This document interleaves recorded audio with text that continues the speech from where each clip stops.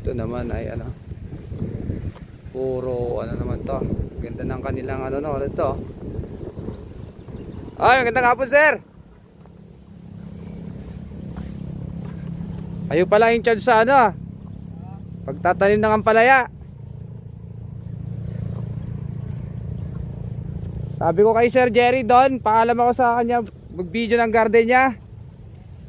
Sige,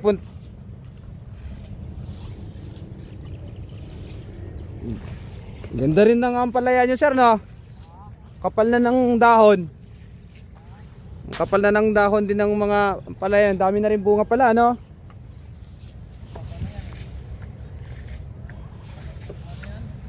Ano to, na-harvestan na rin ba to, sir? Nakailang harvest na kayo, sir? Marami na rin. Ano yung in-spray nyo, sir? Para hindi tusukin ng manunurok to? Simbos?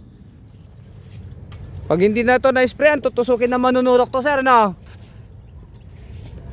Daming bunga pala dito sa ilalim, oh. Pag mga ganito kalilit pa to, sir, hindi pa to ina-harvest, no? Ano pa to? Papalakihin nyo pa. Anong pangalan nyo, sir? Hindi na kayo magpapatubig yan, sir. Ang dami ng tubig, eh, no?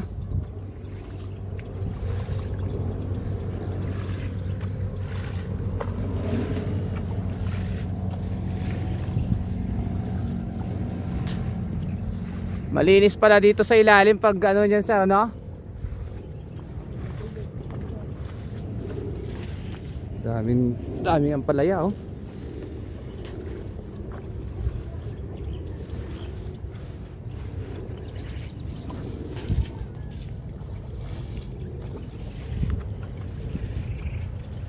Dati yung ampalaya, sir, yung bandang harap, no?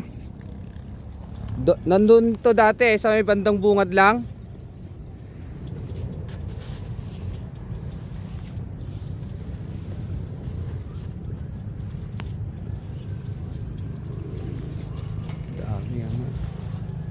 Daming ampalaya. Ayan ang ano, ibabaw nyo.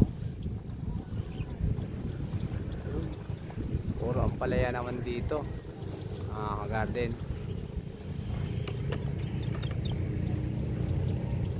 Dami bunga dito sa ilalim. Ayan, oh. Marami yan.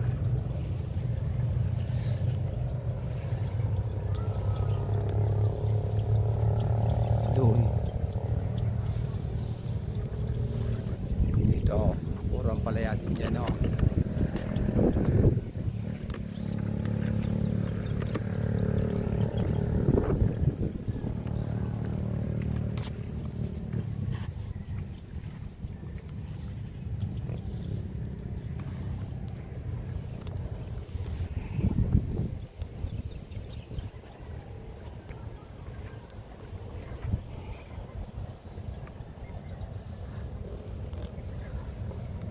Daming bunga na ampalaya.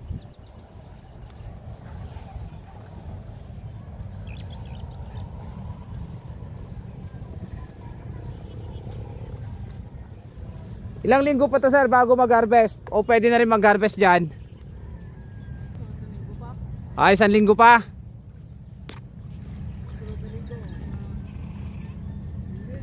Mga Lunes na yan, i-harvest na, ano? Malalaki na rin, ano?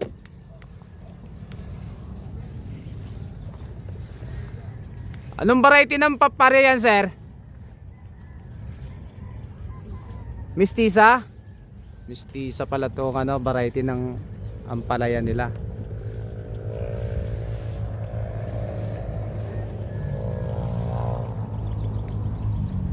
Ayan, ang dami talaga. Sasawa rito. Ang dami ampalaya, bunga sa ilalim. Ito ang ibabaw. Tsura niya sa ilalim, ayan, oh. May patubig. Ayan, oh. Maganda, oh. Ayan, oh. Dahil bunga. Sasawa ka sa ano, tawag ito, ampalaya.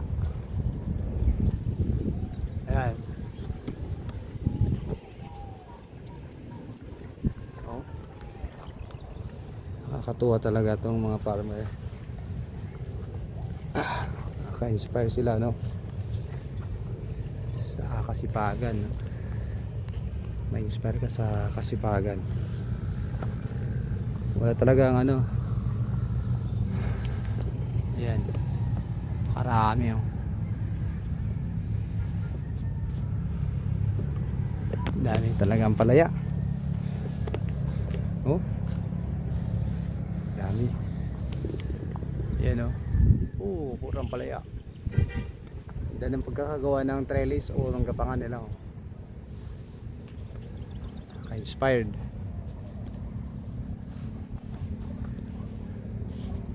Yan, oh. Garden. Luwang. Purang palaya dyan, oh. Palaya. Oh, palaya rin. Yan, palaya. Sarap pa ano sa mata.